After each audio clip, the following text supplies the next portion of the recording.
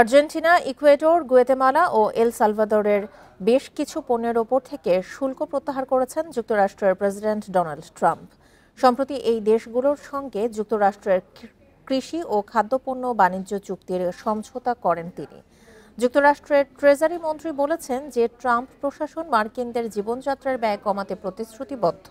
এই নতুন বাণিজ্য চুক্তি সেই প্রতিশ্রুতিরই অংশ বলেও জানান তিনি। ট্রেজারি মন্ত্রী আরও জানান, সামনের দিনগুলোতে আরও এমন চুক্তি করা হবে।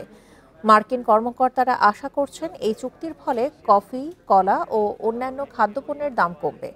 ট্রাম্পের অতিরিক্ত শুল্ক আরোপের ফলে বিভিন্ন দেশের সঙ্গে যুক্তরাষ্ট্রের বাণিজ্যিক সম্পর্ক গুরুতর প্রভাব পড়ে।